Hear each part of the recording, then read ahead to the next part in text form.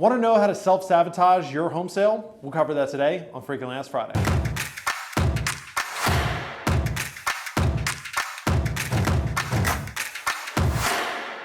What is going on, pretty people? Thank you for tuning in. If you would like, subscribe, do all that stuff for the algorithm. We appreciate it. So obviously we were being a little facetious in the opening here. Certainly you don't want to self-sabotage your next home sale.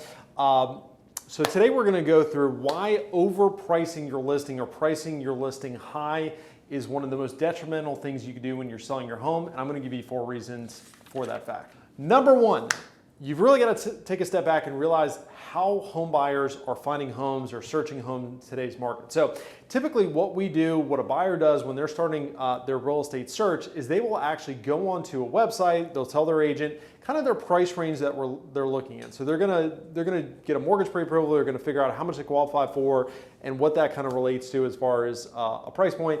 And they're usually gonna set up a bracketed search on a website, or they're gonna get email alerts based on a bracketed search. So for example, they're gonna be searching from anything from $350 to $400. So if you are selling what should be a $400,000 home, but you've decided to price it at $425 or $450 because you want to test the market, realize there are a good chunk of buyers that are not even going to see your property because they have that bracketed search set up. And the folks that are seeing your property are searching from $400 maybe to $450, and they're comparing your home against, other $425, $450 homes, and your home just simply doesn't compare.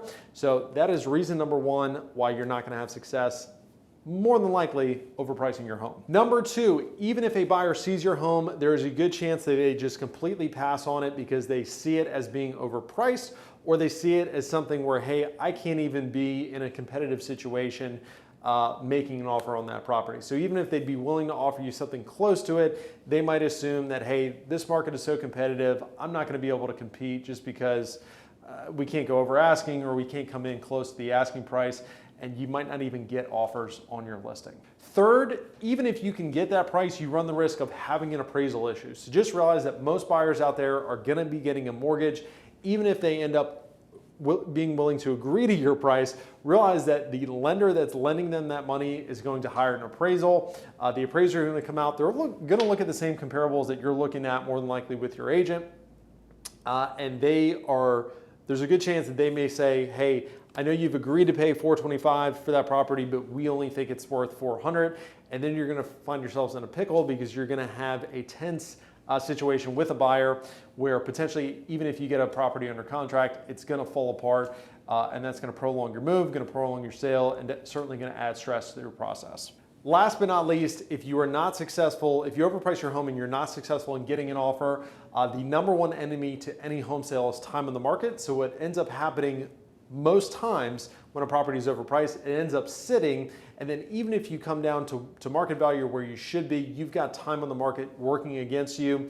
You've got less buyers that are interested in your property, and then a buyer is going to come in and want to negotiate stronger with you because they know they're the only offer that you're probably negotiating with.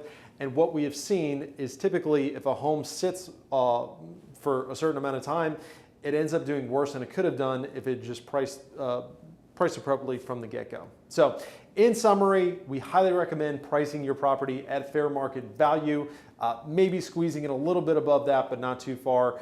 The strategy of pricing high for negotiations or pricing high and I'll come down later, it just simply doesn't work in our experience based on the statistics. So if I can help you with this process, if you're curious to know what your home is worth, if you're curious to explore the home selling process, go ahead, shoot me a DM or throw me a comment in the comment section. Thank you guys for tuning in. Look forward to seeing you next week.